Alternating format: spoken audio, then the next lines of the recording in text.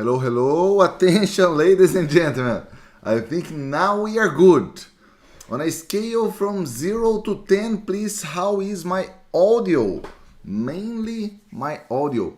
It's a pleasure to be here with you all in this open Q&A session. So if you are a white belt, if you are a yellow belt, if you are a green belt, if you are a black belt, if you are a master black belt, or if you don't know nothing about Lean Six Sigma, that's okay. That's okay. You are very much welcomed. Okay? This is an open Q&A session, and in these sessions, I love to take all sorts of inquiries, all sorts of questions about Lean Six Sigma. Okay, so please feel free to go ahead and drop here in our chat window your question about Lean Six Sigma.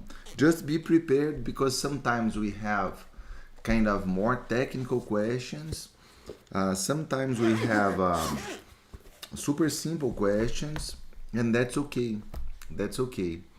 Wonderful, amazing. I can see Darlington. I can see Muneni. I can see Lucombo. I can see Jean-Pierre. I can see Gana, Bolpelo, Jean, Aima. Wonderful. It's a pleasure to have you guys here. Okay, by the way, hello Laura, how are you? By the way, type here for me, where are you in the Lean Six Sigma journey? Are you a certified white belt? Are you a certified yellow belt? Are you a certified green belt, black, master?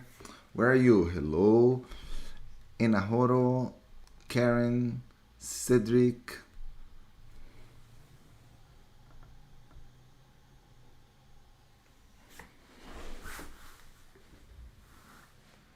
Wonderful, amazing, amazing. So we have GBs, we have white belts. Hello, Tayu. We have, yeah, pretty much whites and greens. That's amazing. That's wonderful. That's wonderful. That's wonderful. So once again, Vindra. Vindra is maybe one of the most, I think it's in terms of presence in our events, Vindra, I believe he's the top one. Vindra is present in pretty much all events, you know. So it's a pleasure to have you here, Vindra. Thank you very much. Thank you very much. Yeah. So guys, one of the things that I like to to reinforce is that Lean Six Sigma, it's not only about corporate world. Okay. Yesterday I had my pleasure. Yesterday I had a chance to run a mentoring session. Você precisa desbloquear o telefone primeiro.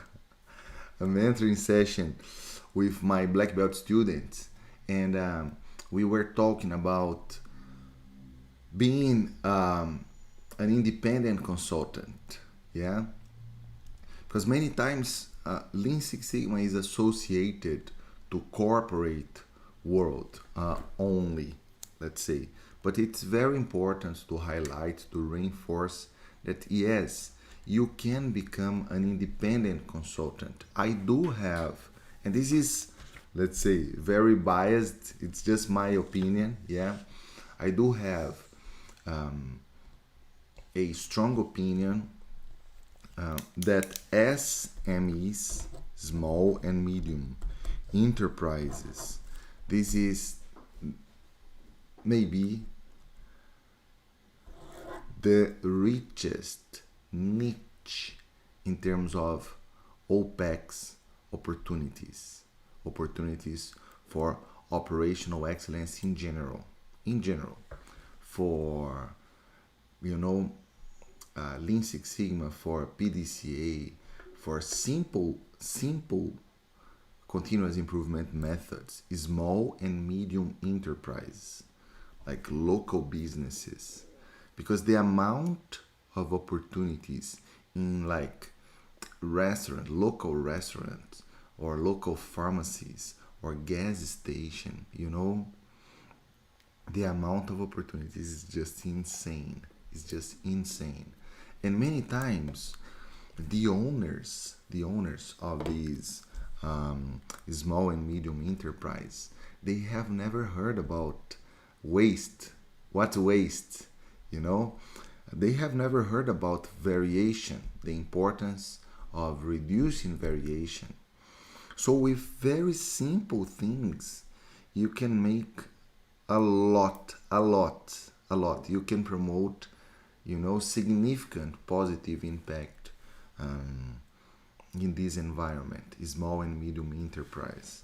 So once again, I know this opinion is a little bit biased because I am doing a lot of these for the past years. I do have a lot of students that are doing that. By the way, Lean Six Sigma in SME came up, I would say, by accident. By accident. Yeah.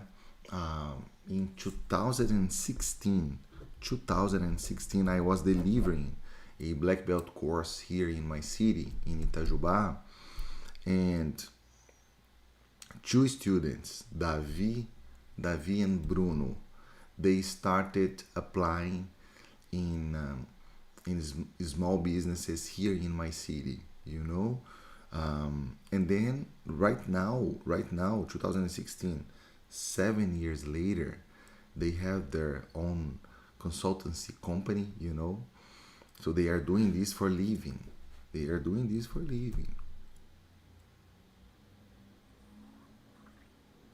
Yeah, and after that, many other students, including Alexandre, Professor Alex, that if you are a green belt or my black belt student, you know how amazing Alexandre is. And he does do a lot of these consultancy, work for small companies. And then we need to explore a little bit about employability. We need to explore a little bit about employability. Yeah.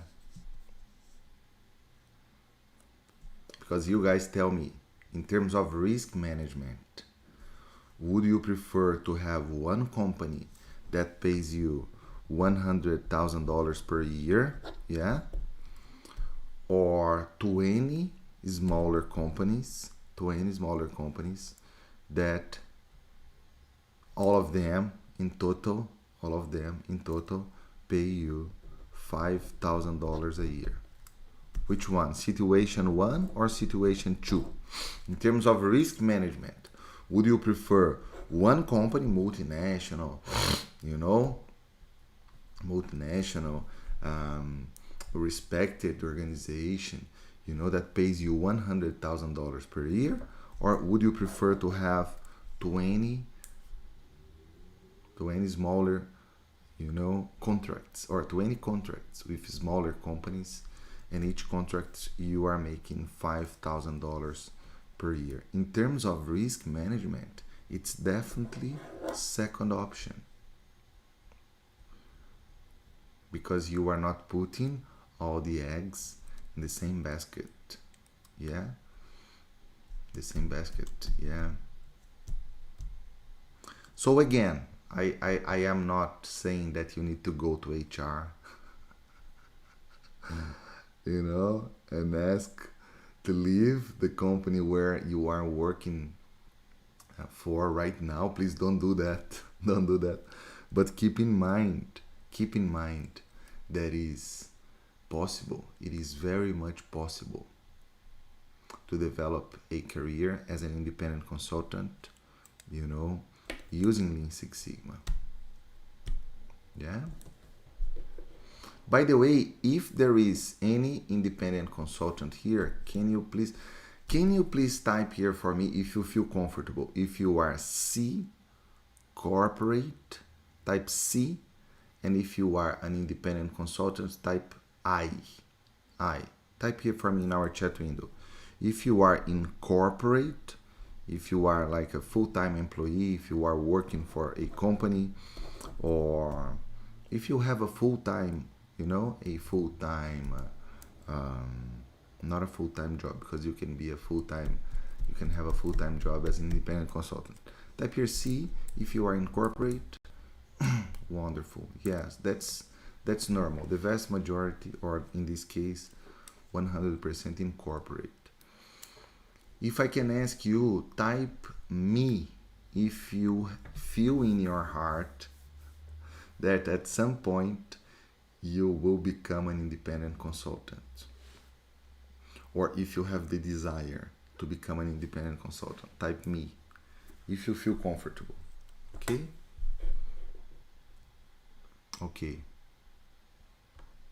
Okay, wonderful. Okay. Yeah, and one of the things that you must consider is where or do you think, like, it's natural in any company, it's natural, it's normal that you find politics, power games. Sometimes you find some very unfair situations, Sometimes your value is not fully recognized. Sometimes your value is not recognized at all. So many times to change, the span from this position to this position, you need to get the approval of 30 leaders, plus the CEO and 5 senior vice presidents, Sometimes the bureaucracy is so crazy, is so insane, that the amount of energy that you spend is not proportional to the progress that you are making in your career. And you know that you are definitely the only responsible for your career. Attention, ladies and gentlemen. Maybe this is a little bit hard to digest, but you are the only responsible for your career. It is hard to digest. I know that. But we are the only responsible. We are the ones that need to take a deep breath, plan, set where do we wanna be in nowadays, not in 5 years. Where do we wanna be in 2 years, in 3 years from now? Set the vision and plan for that. And in my humble opinion, again, this is just an opinion, very much biased, but I need to talk about this, is that it's much easier to manage energy when you are not in corporate. When you work for a multinational or to any other company, it is very much harder to say no's. There are many no's that you should say, but you just can't. You just can't because you are a full-time employee. Yeah? So just to reflect about. Let's go to the questions. Thank you so much, Enahoro Samuel. Sir, could you please elaborate on the difference between Lean Six Sigma and total quality management? That's amazing. That's a great question. Thank you so much, Enahoro. And for that, we need to go back in history. We can go 1920s, or we can go and talk a little bit about Henry Ford and Frederick Taylor. Okay, we can talk a little bit about mass production. Let's say 100 years ago, around 100 years ago. So when we start talking about mass production, we have something very, very, very dangerous, I would say, in terms of resources utilization. We have the measurement of the key parameters or the CTQs or the response variables in 100%. Initially, there was no sampling. No sampling. So we need to keep this in mind. There are many other things. For example, the separation between operators and leaders. You know, this is pretty much Frederick Taylor. Like operators, you just do your manual work, and leaders, they think, you know, they think. And you know that the Japanese school of management, they broke this very beautifully. They said, no, leaders, you need to go to Gemba, you need to go to workplace, you need to, you know, walk the process. And operators, they think they are smart. They have a lot of amazing ideas. This is pretty much the Japanese way of working, way of thinking, you know. So, in 1920s, we have at the Bell's laboratory, you know, a brilliant gentleman named Walter Schulhert. Walter Schulhert, we can say that he was the one that proposed, or he's the father of what we call SPC or SPQ, statistical process control, or statistical quality control. Yeah, statistical process control / statistical quality control. So wait, you don't need to measure 100% of the data points. In fact, he was not very much heard in the 1920s. Yeah. Then we have 1930s. The 1940s we have the World War II. After World War II, we have Japan, Pearl Harbor. You guys know that, right?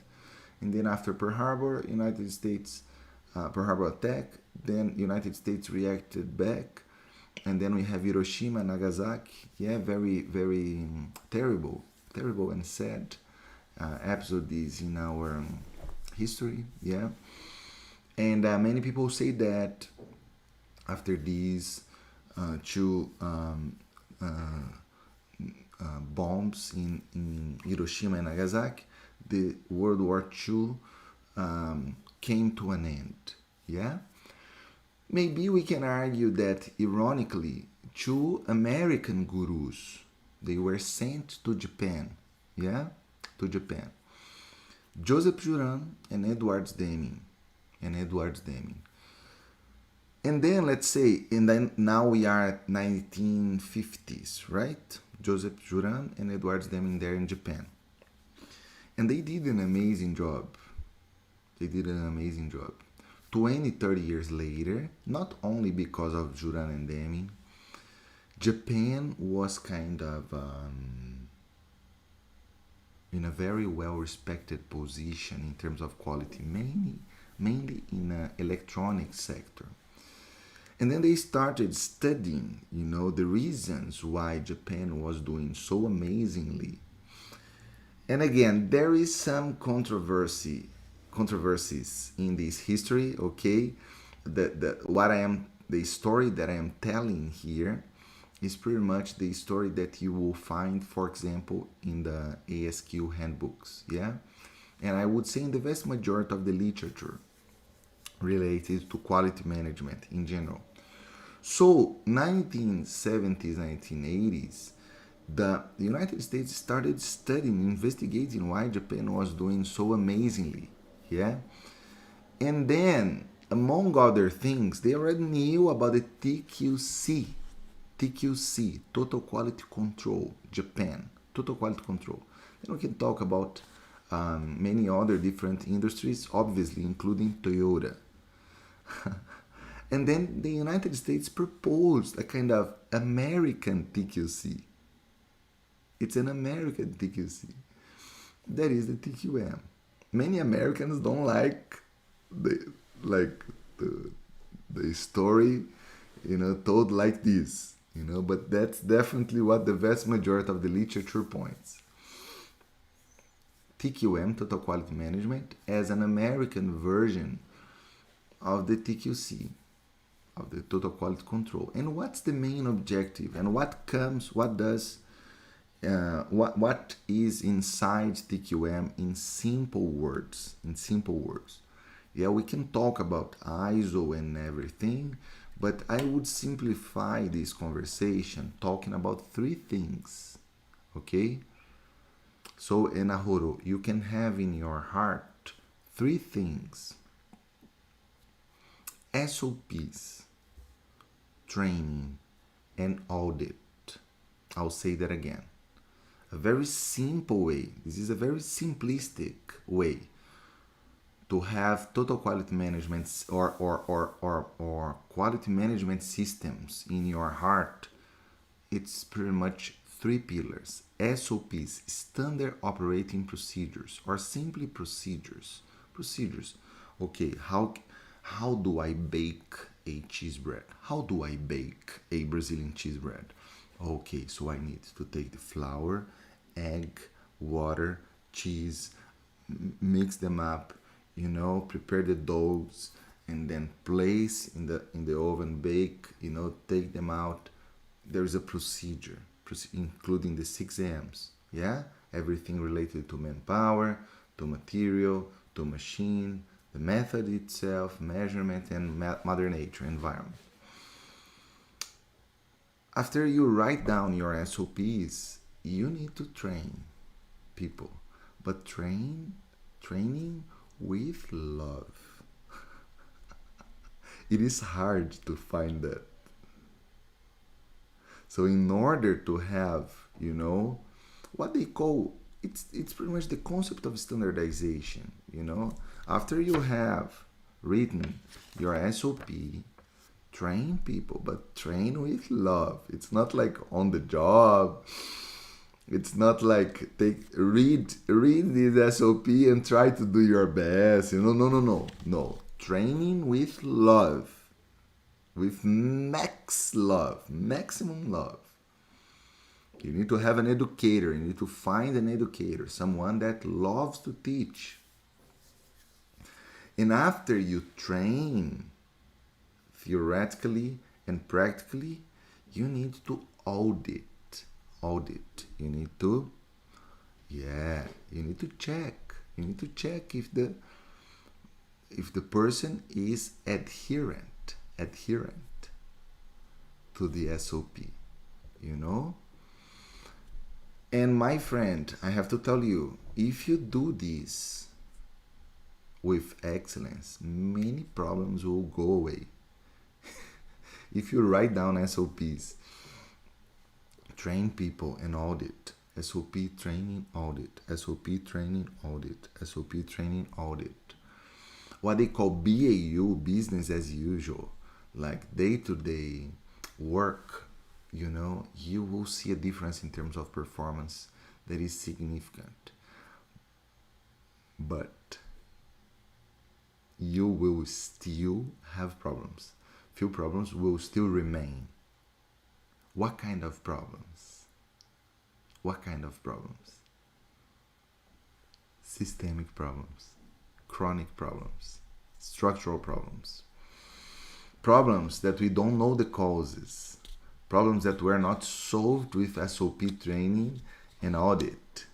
And for these more complex problems, these what we call chronic problems, you come with Lean Six Sigma. So differently from what we see like in marketing, like this super artificial advertisement, very sad marketing strategy saying that Lean Six Sigma solves all sorts of problems and Lean Six Sigma is the salvation of the world. No, it is not. It is not. There are many different methods in this world.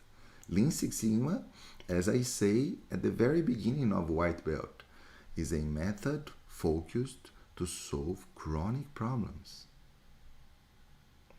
For Marcelo, what about BAU, business as usual? No, it has nothing to do with Lean Six. I mean, it has a little bit to do with Lean Six Sigma, but not a lot.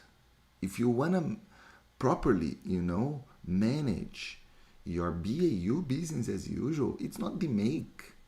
You don't need the make. It's not the make. If you are developing a new product, a new service, it's not the make.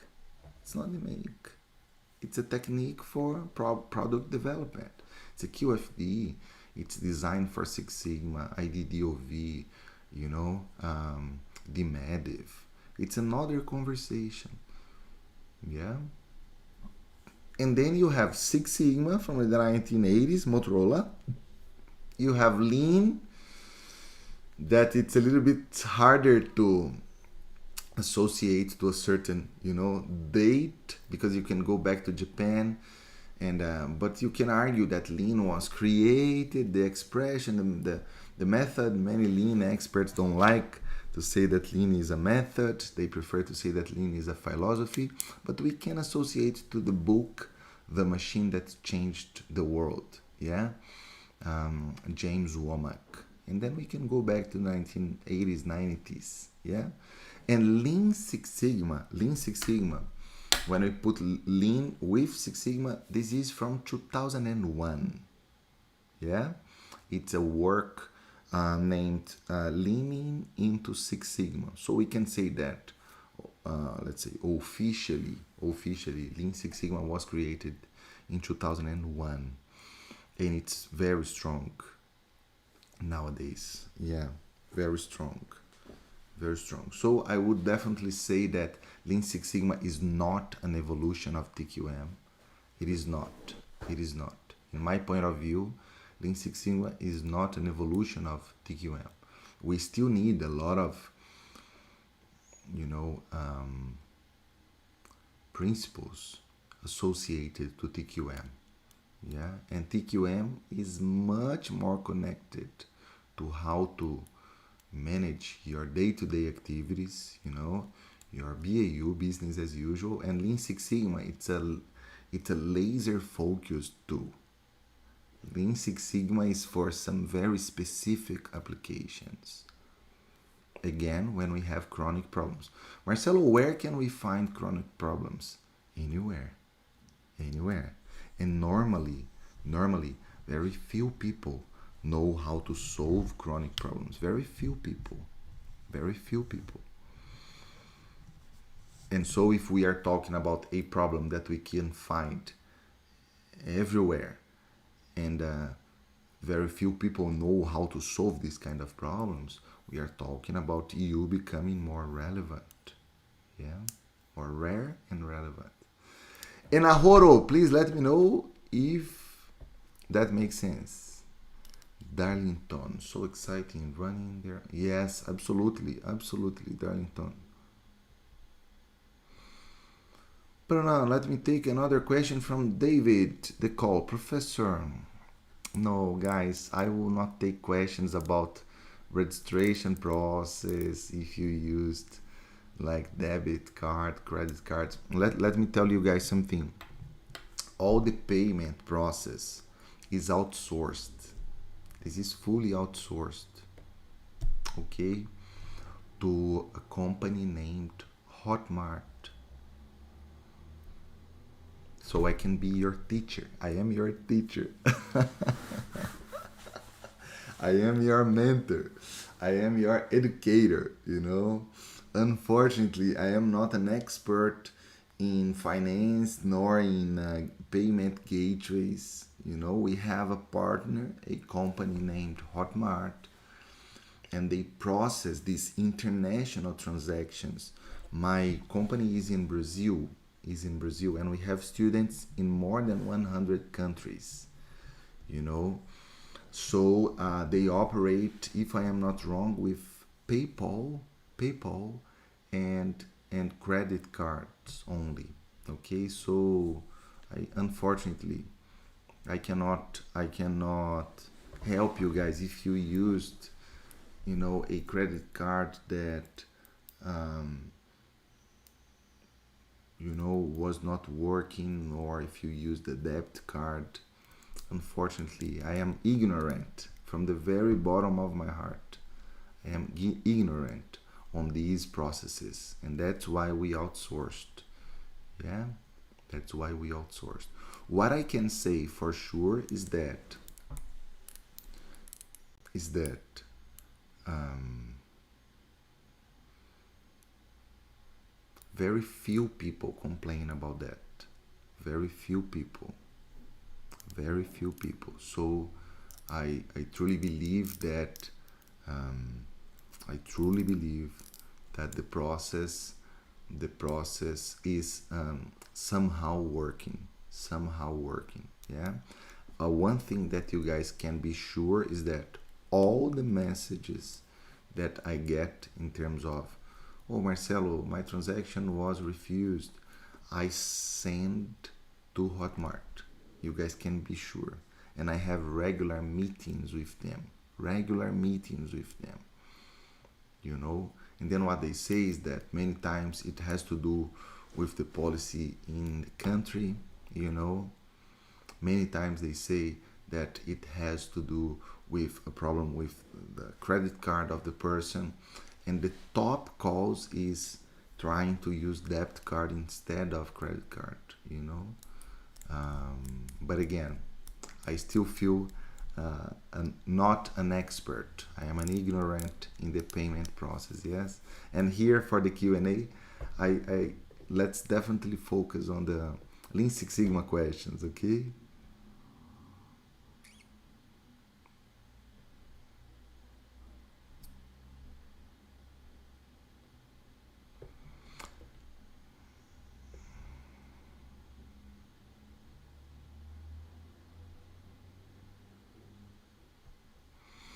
Yeah. Okay, guys.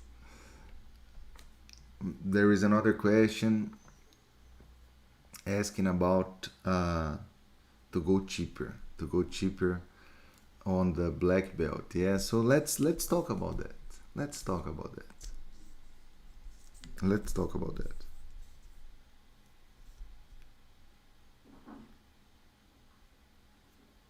Let's talk about that.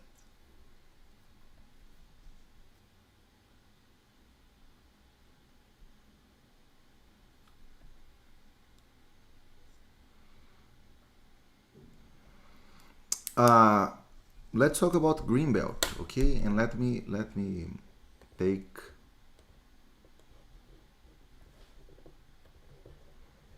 take here Glassdoor green belt salary.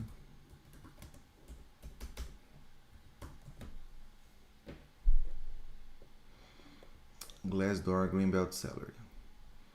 So we have 105,000 dollars per year. Okay.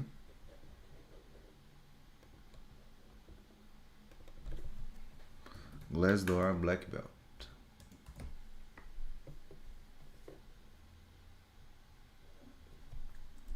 123. 122.7. So $123,000 per year. Okay. Again, I am using as a reference the United States. You need to do this in your country. Yeah, I know it's changed a lot from country to country. From country to country. And I don't know where you are right now in terms of salary. But it's very easy to find on the internet that green belt and black belt certifications, they impact your salary. And let's be conservative. impact your salary long term, let's say in 2-3 years. But many green and black belts, my students, my certified black belts, they get job offers or promotion just after they finish their black belt program. Just by posting on LinkedIn, for example, they get job offers. I have many examples. Many examples. You guys can go to my LinkedIn. You guys can go to my LinkedIn and you guys will see there.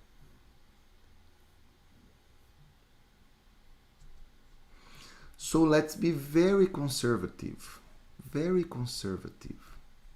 Let's say that because of black belt, your salary has increased. And let's take has increased $100 per month. $100 per month.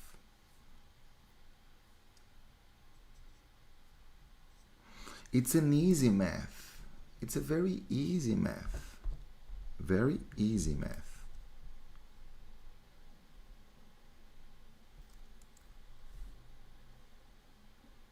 Let's consider 5 years. 5 years. Okay? 60 months. Very easy math without using net present value concept here. We could easily argue that the return on investment was $6,000. It is much more than that. It is much more than that. Much more than that. I'm putting like $100 per month as a salary raise, for example. Or if you apply to I don't know if you guys remember, but when I applied for the black belt position at Nielsen, my salary at that time was 8,000 reais. Yes, it's like the Brazilian currency. And then from 8,000, my salary went up to 15,000. So almost a little bit less than 2 times. It's common to see like salary duplication with black belt. So in my case, you know, in 1 year, the salary difference was $50,000. 50.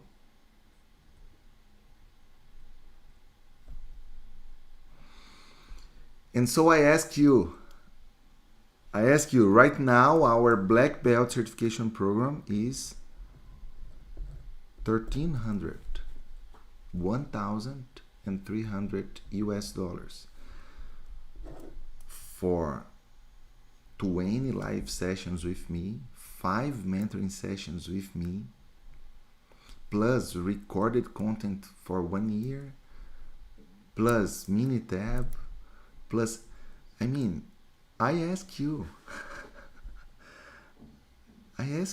respectfully, humbly, tell me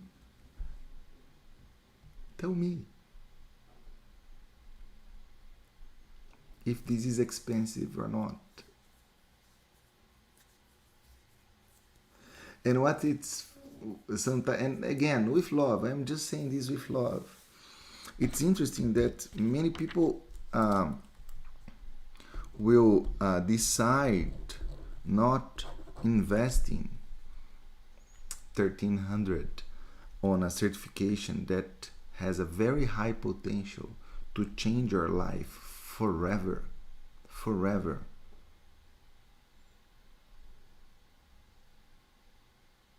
They don't embark in this journey because they say it is expensive, but they buy an iPhone.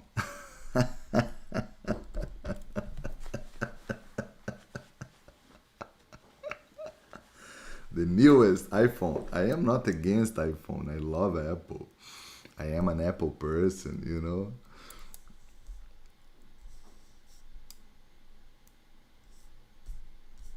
For an iPhone, it's not expensive, you know. But for a certification that has the potential to change your life, it is expensive. So, I mean, it is hard to digest. It is hard to digest. But we are the only responsibles for our career. You are the only responsible for your career. You have the career that you deserve.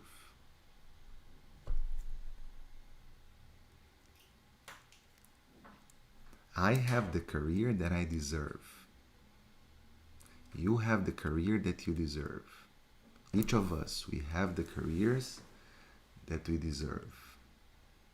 We are the only No, but my boss, but no, no, no. No, but at my company layoff, no, no, no. Because these are Z's. These are uncontrollable factors. It's Y as a function of X and Z. Yeah? Z is uncontrollable factor. For example, your boss, for example, market, for example, the variation of your currency in relation to dollar, for example, your co-worker that betrayed you. These are Z's. Your family problems. Guys, you don't know the problems that I have in my expanded family. You guys have no idea. You guys have no idea. You guys have no idea the amount of troubles. You guys have no zero idea. Zero idea. Health issues, you know. So I can decide to simply sit and play sad songs and complain about life, or I can decide to focus on the X's, the controllable variables. What are the controllable variables? The controllable variables are I can decide to eat bacon every day or not. This is my decision. I can decide to have the same clothes that I have for the past 10 years and invest in education or not. It's my decision.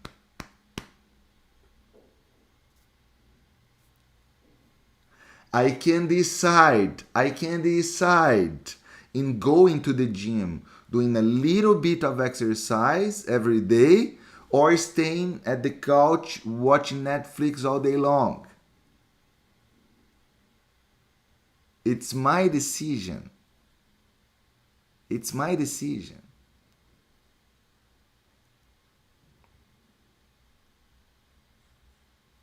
You have the career that you deserve. All of us, each of us. We are the only responsibles. Only responsibles. I have difficulties to learn. I have difficulties to read. I have dyslexia. I think I told you guys this, right? I don't know how many meetings I went and I didn't understand anything. Anything. Anything. Sometimes, even questions from students, I need to read and read again. And read 3 times. There is something that they call fast learner. I am not a fast learner. And how did I get into one of the best universities in my country? How did I finish a master's degree in Six Sigma, a PhD by the University of the São Paulo State University? How did I publish these papers that I published? How did I become a certified master black belt? Do you know how? Do you know how? Deciding to win. I have decided to win. I have decided. I made this decision. I made this decision.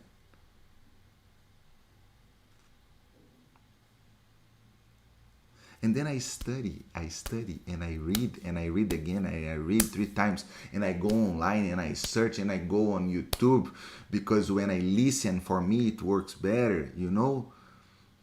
And I go to Minitab Help. How did I become the only Brazilian that is an official Minitab trainer? I have access to all the Minitab developers. To go in 2019 to become a certified Minitab trainer, Scott Kowalski, that's one of the gods of Minitab, came from the United States to Brazil. And I had to teach for 1 week to Scott Kowalski. And it was hard. I did well, but I had to prepare myself like crazy. You know? So you have the career that you deserve.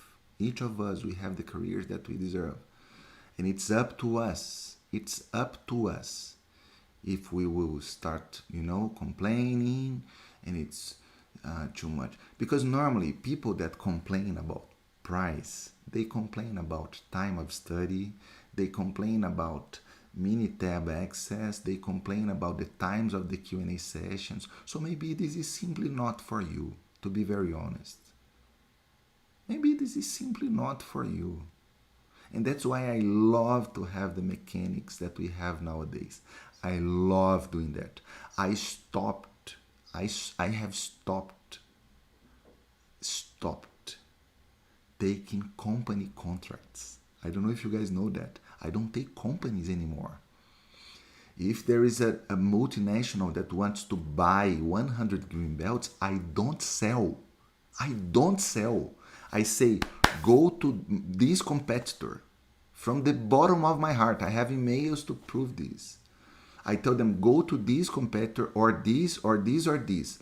Why? Because in companies, they buy 100 license of my green belt, and they go chasing people. And then you have a lot of students that are doing green belt because their bosses told them to do. I don't want this in my life anymore. Not anymore. I want people that want to have their careers transformed. That's why I love these mechanics. White belt, like we had last week, beautiful. Beautiful. White belt, then you have X amount of people that register. Then you have this amount of people that come to the sessions. Then you have this amount of people that get certified. And then you have this amount of people that come to green belt. Tell me about this number of people. Right now we have more than 4,000 green belts. But tell me about these 4,000 green belts that are paying many times from their own pocket. Tell me about them. They're the best students ever.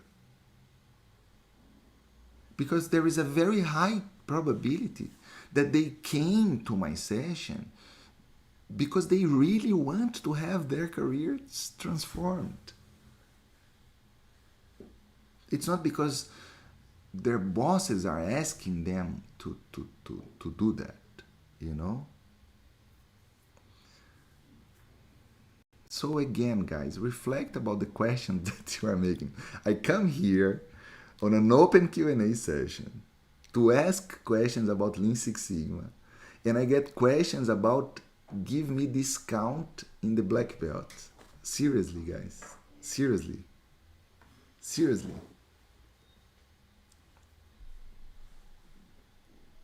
I take 1 hour of my time to come here to answer questions about Lean Six Sigma, and I have a question about please give me discount.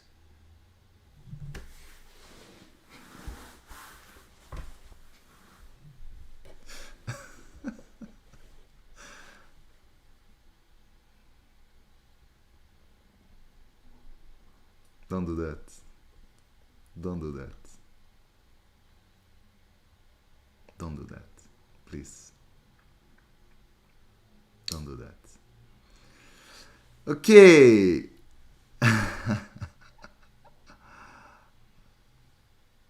Wonderful, Amar. Congratulations. Looking forward to celebrating your green belt. Okay? certification. Okay? How can Lean Six Sigma practice implemented in oil and gas and energy and environment? So Calvin, remember that in all processes we will have what we call chronic problems, problems that we simply don't know the solutions. My question for you, Calvin, is: do you have processes where you have waste that you don't know the causes? Do you have real work that is one of the types of waste? For sure, in oil and gas. Yesterday I had a meeting with my professor Pedro Paulo Balestrassi, one of my favorite professors. We spent more than 1 hour together, and we were talking about a project in Petrobras. Petrobras is the largest oil and gas company here in Brazil, Calvin. And he was talking. He's using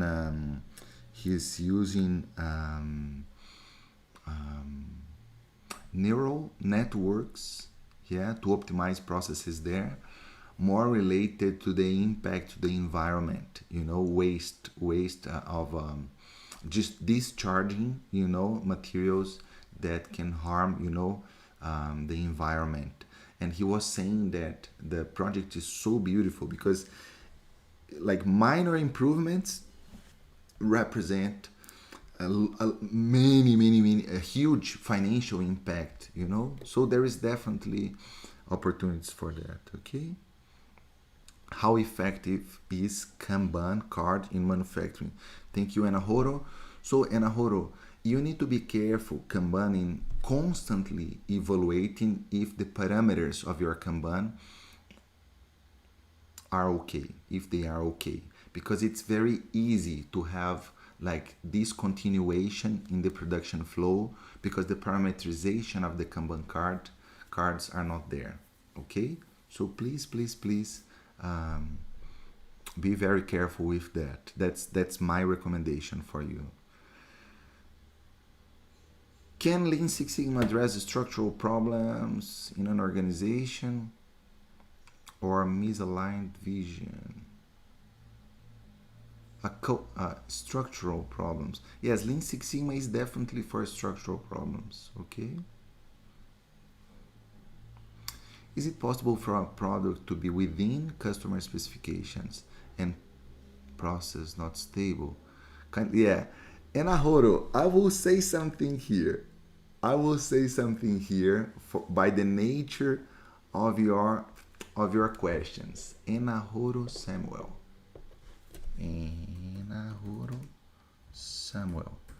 I believe you know the answer for the questions that you are asking. With love. Yeah? With love. I believe you know.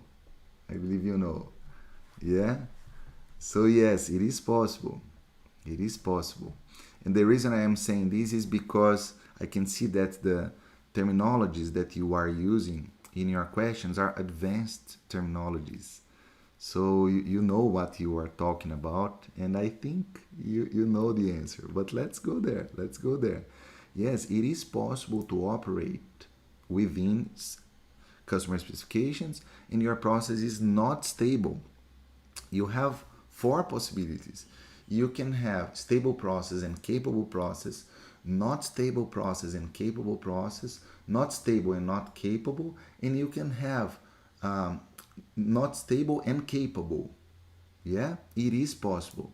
Obviously that we prefer to have stable and capable processes, because when you have stable processes, you can project your results.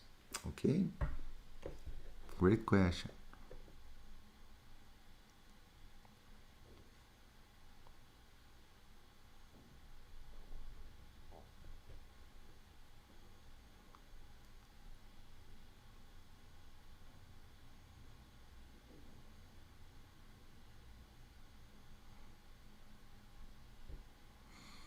Wonderful, amazing. Guys, once again, thank you very much for being here in our Q&A sessions. In this Q&A session, I try in my Q&A sessions, I try to do, max every other week Yes, but I will do all my best to touch base with you guys once a week. Yeah, because it's super, super, super important and special to address your questions here. And once again, I hope in the next sessions we can focus 100% of our conversation in technical discussions. Yes, and once again, reflect about how are you managing your career, because the responsibility for that is 100% ours. Okay, thank you so very much. Stay blessed, and I talk to you guys